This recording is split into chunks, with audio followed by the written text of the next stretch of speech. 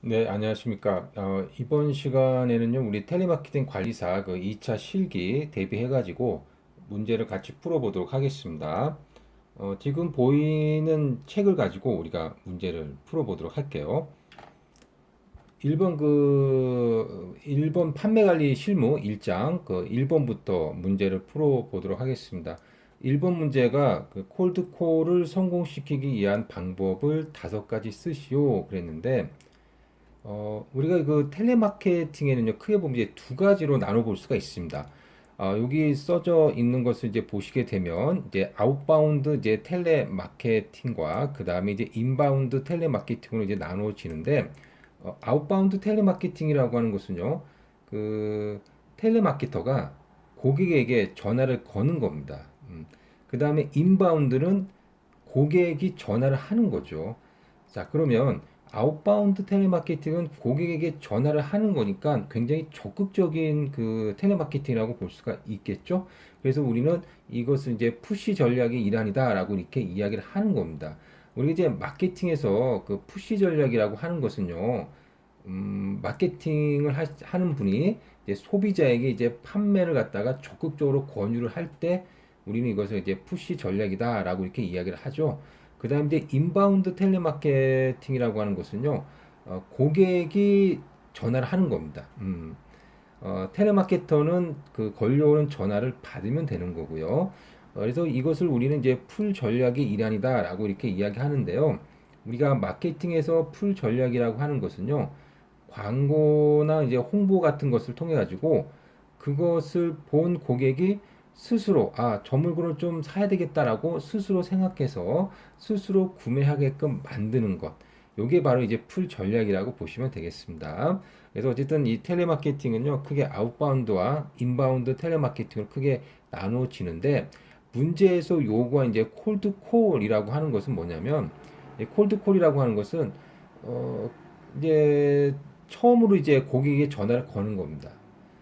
그러면 이제 아무래도 고객의 반응이 차가울 수밖에 없겠죠. 예, 그렇겠죠. 처음으로 이제 전화를 하는 거니까.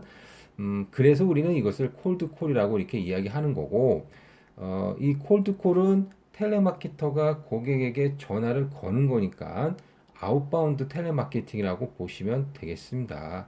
자, 그러면 콜드콜을 성공시키기 위한 방법은 뭐가 있느냐?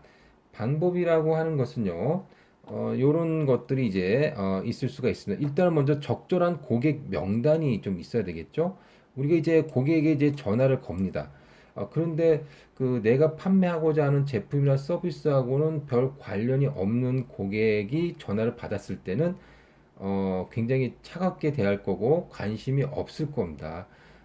그래서 그 적절한 우리 제품과 서비스를 좀 이제 그 사주거나 그걸 갖다가 이제 그 사용할 수 있을 만한 그런 어떤 고객들 명단 그것이 이제 있어야 되는 거고요.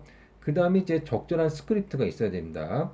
이 스크립트라고 하는 것은 고객 응대를 위해서 미리 작성한 그 대화 대본을 이야기합니다. 그래서 그 고객이 설득 당할 수 있도록 아주 잘 작성된 이제 대화 대본이 있다라고 한다면 고객을 설득해 가지고 이제 제품을 판매할 수가 있겠죠. 그 다음에 이제 그 아웃바운드 같은 경우는 상담원의 능력이 굉장히 중요합니다. 인바운드 같은 경우는 그냥 걸려오는 전화를 받기만 하면 되기 때문에 상담원의 능력이 물론 능력이 좋으면 좋겠지만 크게 뭐 중요하게 여기지는 않지만 이 아웃바운드 텔레마케팅 같은 경우는요 능력이 있는 상담원이 그 굉장히 중요하다라고 보시면 되겠습니다. 그래서 적절한 상담원이 또 그 콜드콜을 성공시키기 위한 어떤 요인 중에 하나다라고 보실 수가 있겠습니다. 자, 그래서 거기 밑에 보시게 되면 이제 정답 및 해설이 이제 나오잖아요. 거기 보게 되면 1, 2, 3번 한번 봅시다. 1, 2, 3번. 여기 1, 2, 3번 보시게 되면 뭐 그 부정적인 감정을 분리한다. 그다음에 전화 목표량을 설정한다.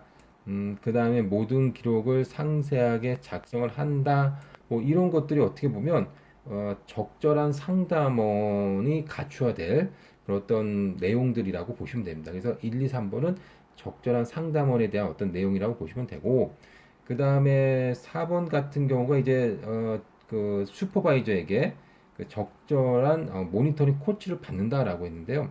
예를 들어서 이제 슈퍼바이저, 즉 감독자에게 이렇게 해라 저렇게 해라라고 이렇게 코치를 받는 거니까 적절한 스크립트가 있어야 된다라는 말하고 같은 내용이라고 보시면 되겠고요. 그 다음에 5번 보시면 그 고객 리스트를 확보한다라고 했으니까 이거는 방금 전에 말씀드린 이제 적절한 고객 명단 요거하고 이제 같은 내용이라고 보시면 되겠습니다. 자, 그다음 이제 2번을 보도록 할게요. 2번은 뭐 어려운 문제가 아닌데요. 제품 수명 주기는 우리 그 마케팅 시간에 많이 배웠죠. 그래서 우리가 이제 그 그림을 그려보게 되면 제품 수명 주기는 이런 식으로 그 종 모양의 그림을 그릴 수가 있습니다. 그래서 그 이게 이제 매출의 어떤 곡선을 그린 건데 처음에 제품이 출시될 때는 매출이 그다지 크게 증가하지 않다가 이게 도입기죠. 여기 보시면 도입기. 그 다음에 이제 매출이 급격하게 성장하는 성장기로 접어듭니다. 성장기. 그 다음에 매출이 정체되고, 그다음에 성숙기죠. 자, 그 다음에 매출이 급격히 줄어들어서 이제 사업을 철수해야 되는 쇠퇴기로 접어들게 됩니다. 자, 이게 바로 이제 그 매출 곡선을 이제 나타낸 거라고 보시면 되겠습니다. 매출 곡선. 어쨌든 그 제품 수명 주기를 이제 그 그려봐라라는 것이 아니라 이제 제품 수명 주기를 내 순서대로 한번 써봐라라고 하는 거니까 이건 뭐 우리가 이미 잘 알고 있는 거죠. 도입기, 성장기, 성숙기, 쇠퇴기로 이제 이어진다라고 보시면 되겠습니다. 자, 그 다음에 이제 3번을 보도록 하겠습니다. 3번. 효과적인 스크립트는 뭐를 파악하여 일관된 흐름에 따라 대화가 진행되어야 한다라고 했는데 그 스크립트는 뭐뭐를 파악해야 된다라고 했거든요. 여러분, 이 뭐뭐를 파악해야 될까요? 일단 요걸 한번 볼게요. 우리가 이제 스크립트라고 하는 것은요, 아까도 말씀드렸듯이 그 고객하고 이제 그 전화 통화를 할 때 미리 이렇게 그 써놓은 이제 대화 대본이라고 보시면 되겠습니다. 대화 대본. 자, 그러면 이 그 스크립트는 아웃바운드 텔레마케팅에 많이 필요할까요? 아니면 인바운드 텔레마케팅에 더 많이 필요할까요? 당연히 아웃바운드 텔레마케팅에 필요하죠. 일단은 아웃바운드는 이제 고객에게 전화를 거는 거니까 내가 어떻게 말을 해야 되겠다라는 것들이 좀 머릿속에 있어야 됩니다. 그리고 단순히 머릿속에만 있어서는 안 되고 그것이 스크립트로 이제 작성이 좀 돼야 된다라는 거죠. 근데 이제 인바운드는 고객이 필요해가지고 전화를 한 거거든요. 그러니까 고객이 물어보는 말에만 잘 대답을 하면 됩니다.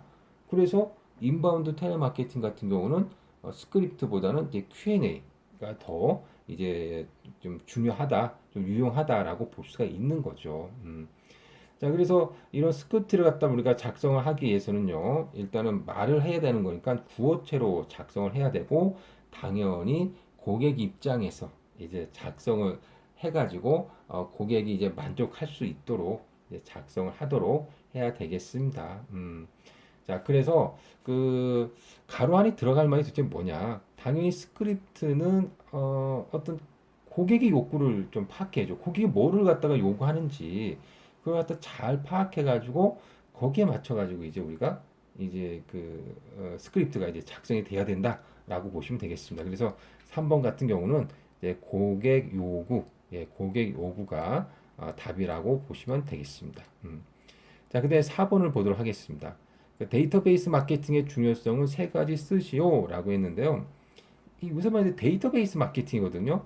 자, 여러분들 그 데이터베이스라고 하는 것, 이 데이터베이스라고 하는 것은 여러 가지 데이터를 갖다가 이제 어떤 체계에 따라서 이제 그 분류를 해놓은 그런 어떤 컴퓨터라고 보시면 되는데 이 데이터베이스를 갖다가 우리가 굉장히 중요하게 다뤄야 될 이유가 있습니다.